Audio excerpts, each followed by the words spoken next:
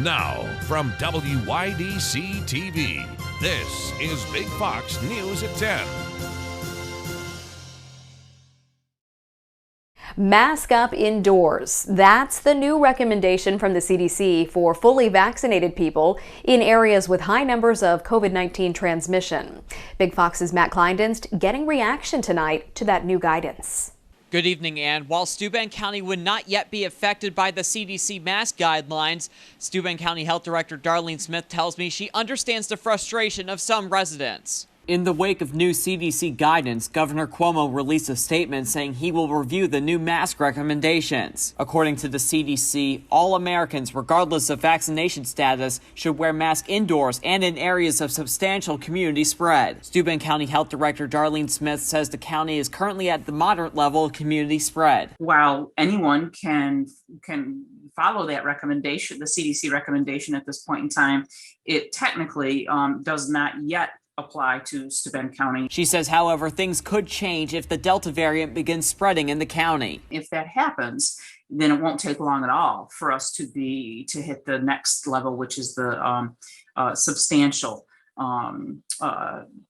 community level transmission. Smith says she understands the frustrations of vaccinated residents who may feel we're moving backwards. As for unvaccinated residents, she has a more blunt message. It's okay to choose not to get vaccinated, but if that's the choice, then a mask needs to follow. That's the mandate, and that's the protection that we all can and should expect. People are getting sick every single day. People are getting hospitalized, and every single day some are dying. Fortunately, we haven't experienced a lot of that lately here in Steuben County, but I sure don't want to go back to last spring and over the winter when we were experiencing it too many days. Steuben County's current vaccination rate is 54%. Matt Kleindienst, Big Fox, WYDC in Corning. You can make an easy $100 if you live in New York City.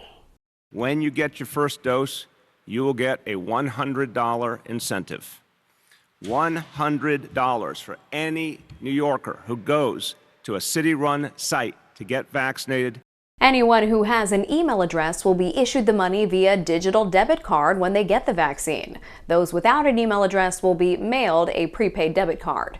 Johnson & Johnson is facing a new lawsuit over products linked to cancer and allegedly marketed to black women. An advocacy group filed the suit Tuesday. It accuses J&J of selectively marketing talcum-based products, including baby powder, to black women, despite knowing for years the items were linked to ovarian cancer. The pharma giant denies the allegation. The company sold talc-based powder for more than 100 years before issuing a recall of 33,000 bottles in 2019. J&J discontinued sale of the powder in the U.S. and Canada in 2020. However, it said it would allow existing inventory to be sold until it runs out. A fugitive wanted on statutory rape charges was shot and killed by U.S. Marshals in Tioga County Tuesday. According to Marshals, a warrant was placed on the unnamed fugitive after failing to appear at trial for statutory rape of a victim under 13 years old. Well, police tracked the fugitive down in Westfield, PA, who then pulled a weapon on the officers. He was shot by a U.S. Marshal and was declared dead at the scene. His identity has yet to be announced. Pennsylvania State Police say they've made an arrest in the cold case rape and murder of an 85-year-old woman. She was killed about 34 years ago. Matt Gorsinger reports on how investigators caught the man now charged with her murder. An investigation is never over until justice is served. A sidewalk to nowhere, the only remnants of Edla Lockman's Oxford Township home. Since 1987, the Carlisle Pike site, the location of one of the most infamous unsolved crimes in Adams County. There was obvious bruising and trauma, and it was apparent that she had been sexually assaulted. Today, 58-year-old Chris Spielman taken into custody, charged with breaking into Edna's house in August of 1987, choking her with pills. The sexual assault leaving behind crucial evidence. And thankfully, semen was collected at the time the crime scene was analyzed in 1987. With this DNA evidence, state police narrowing the suspect pool with the help of genealogy company Parabon Nanolabs. From that point in 2018, investigators starting to pinpoint Spielman as a possible suspect. The investigators standing behind me knew of different things that we could do to move this forward, and ultimately that's why we're here today. In May, court documents revealed troopers interviewed Spielman, garnering a DNA sample. with an exact match, this decades-old crime finally solved. A confession from Spielman this morning, hopefully making the case airtight. This is a perfect example of how collaboration between law enforcement and private industry can result in a criminal apprehension and hopefully ultimately a conviction. A family is mourning after a son witnessed his father drown in upstate New York. Police say a man was fishing at the Erie Canal in Macedon, New York, with his son when their dog fell into the water. Well, that's when the man jumped in to save the dog, getting caught in the current. Rescue crews arrived a little after 8:30 Tuesday morning. The man's body was recovered and the dog was rescued further down the canal. The police chief saying, although the canal is beautiful, it can be dangerous, so you have to be very careful. The identity of the man has not been released and the boy has been reunited with family. If you feel like it's been raining every day this month, you're not too far off. July has been a record-setting month for total rainfall in the southern tier. To date, the Elmira Corning Regional Airport has recorded 15 inches of rain. That shatters the previous record of 12.3 inches set in 2018. Rain was recorded in 18 days so far this month. The increased rainfall has resulted in flooding in some parts of the southern tier. President Joe Biden met in person with members of the Intelligence Committee yesterday.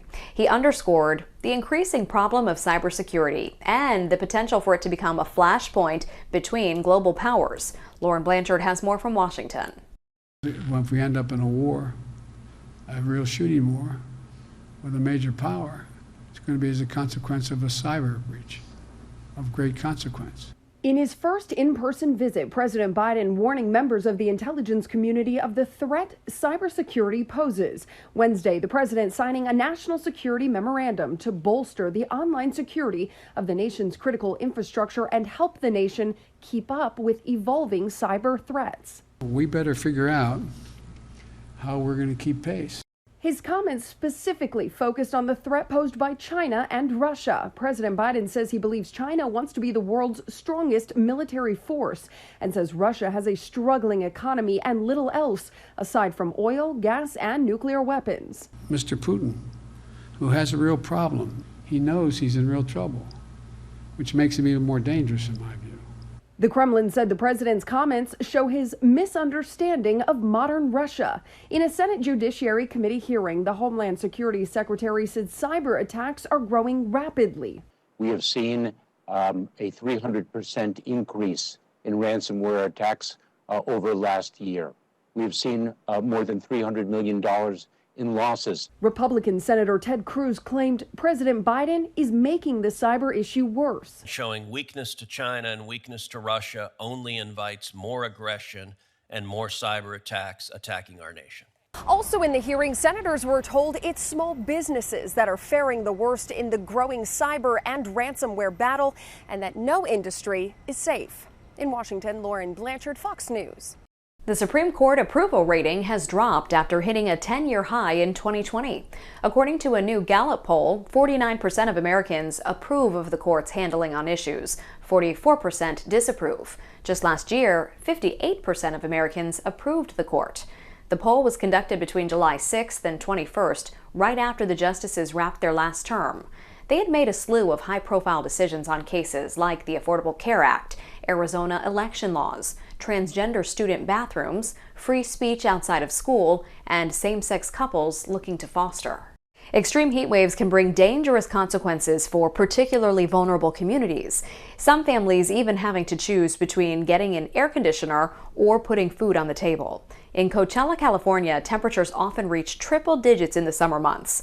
But as Camila Bernal explains, experts believe the high temperatures will only get worse. When temperatures reach 120 degrees, these are the people who know what it feels like. Carlos Favela says the sweat feels heavy, exasperating, and constant. He's been working in the fields for more than a decade and says that every year it only gets worse. These changes in the climate are going to actually cause communities who are in places that are potentially vulnerable. The nonprofit organization TODEC is encouraging farm workers to drink water, take breaks, and report heat-related illnesses. It's something that you can't explain, the sacrifice that they do to put food on our tables. And the heat waves, now more frequent and more extreme, are also putting low-income families in dire situations. Sometimes being outside is fresher than in here. The Rivera family does not have central air conditioning in their trailer home, and they're not alone. Seattle, San Francisco, Portland, and Los Angeles are among the metro areas with the lowest percentage of air-conditioned homes, according to the latest U.S. Census data. And some lower-income households face a brutal decision: air conditioning or food. Start sweating too much, you feel dizzy, feel like passing out. The Riveras have installed fans, but it's just not enough. It really does put a lot more people in a vulnerable situation than we've seen in past years. Carlos Favela says his time in agriculture has taught him how to deal with the heat. But added that if it gets any hotter, it may become too much to bear. In Coachella, California, I'm Camila Bernal. Still ahead tonight, strangers pulling together to give a little girl and her mother an extra special vacation.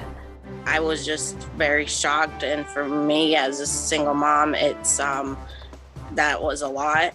How a Facebook post helped give one family an unforgettable trip. Here's your local stock market update from Big Fox.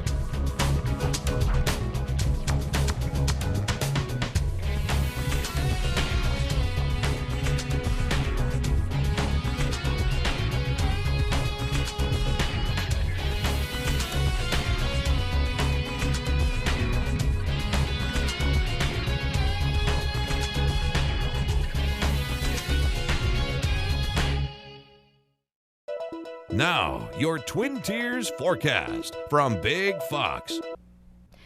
Tonight's Big Fox forecast is brought to you by William Mattar. Good evening, everyone. We do have a frontal boundary located to our south, and we have another system that will be approaching from the west, and it will bring a little bit of rain as we head into tomorrow. And in fact, there could be a few thunderstorms that could bring some drenching rain as well as this low moves through. But overall, we are expecting this rain to last through the day tomorrow and also into early Friday before it finally moves out. On the backside of it, you're going to notice much cooler air by the end of the week. Our dew points right now, not too bad, still around 60 degrees, so it is a little bit muggier than it was yesterday. As we head into tomorrow, the moisture content will start to increase, so we are going to see those dew points rise into the upper 60s out ahead of our next cold front, and then drier air will start to move in, and notice by Friday it drops down to around 47 degrees, and then we'll climb back up into the 50s over the weekend, but still very comfortable conditions as we head into the latter part of the week. So our future radar is showing a lot of clouds as we head into the early morning hours tomorrow, and then there could be a few thunderstorms that could bring some heavy rain by mid-morning until the afternoon. By 6 o'clock in the evening, a few scattered showers and a few thunderstorms still hanging on, and this will last through early on Friday before that drier air moves in. And so by the afternoon, around 4 o'clock in the afternoon on Friday, I think it should be a lot drier, maybe a few clouds sticking around, and some of us will see some peaks of sunshine as well. So here's a look at your forecast. Tonight we drop down to around 57 degrees in Elmira, 58 degrees in Corning, 57 degrees in Perkinsville, right around the 60-degree mark in Watkins Glen. Temperatures tomorrow, just about what they were today, mainly in the 70s, so still not bad. The clouds will really keep those temperatures in the 70s tomorrow. 76 in Elmira, 75 in Perkinsville, Bath around 73, and Hornell around 74 degrees. Again, there could be some heavy rain at times as well. And then much drier and cooler air filter in on Friday, resulting in highs that will only climb up to around 60 at 9 degrees. We'll be back into the 70s over the weekend, so very comfortable conditions on your Saturday. But we have another storm system coming in on Sunday, so our rain will be arriving on Sunday. It dries out on Monday, and so that's going to leave us with comfortable conditions, though. So it's not going to be pretty bad. In fact, a string of 50s for overnight lows and highs in the 70s. It looks like it's going to be just a perfect week. Authorities are working to identify the victims of Tuesday's plane crash in California. They say 4 people died, 2 crew members and 2 passengers. The flight, which started in Idaho, nearly made it to its final destination before going down. Renee Santos reports. A jet plane crashed just 1 mile short of the Truckee Tahoe Airport, killing everyone on board. It was something out of a nightmare. The plane crashing through trees into the Ponderosa Golf Course, and then an explosion right outside Jesse Quay's front door, caught on surveillance camera. We started hearing the plane coming in. I said, "That's too low. There's something obviously wrong." Clipped a tree and blew up. A shock to neighbors, many of whom saw the plane crash with their own eyes. Fireball was 60 feet, 70 feet. You know, that 70-foot Ponderosa pine went up like a matchstick. Officials tell us no one on the ground was hurt. It is a miracle it didn't hit a house. Rob Glazer lives nearby. Neighbors feared the crash would ignite a wildfire. All I could see was black smoke. I mean, just billowing black smoke. The fire started moving this way. Within minutes, a strike team on their way home from the nearby Tamarack fire had the blaze under control. At the time of the crash, the weather was fairly calm, but it was smoky out. There are several wildfires burning in the area. You can see smoke kind of filling up the sky. Did that play a role in this crash? It's undetermined at this time. There were no restrictions to visibility. The aircraft could see the airport, and they were talking to our control tower. Local officials tell us the plane did circle the airport before crashing. A cause for the accident has not yet been determined. A community in Maine turned out in a big way to make a little girl's birthday vacation extra special. It all started with a Facebook post. The girl's mother wanted to take her on a trip to Maine, but couldn't afford a hotel. So she asked for suggestions about where she could park overnight. Well, folks in the town of York responded by gifting the girl and her mother a dream vacation. Mal Meyer reports. I actually was apprehensive to put that post knowing the responses I could get. Liz St. Martin is from Charlestown, New Hampshire, but she grew up going to York.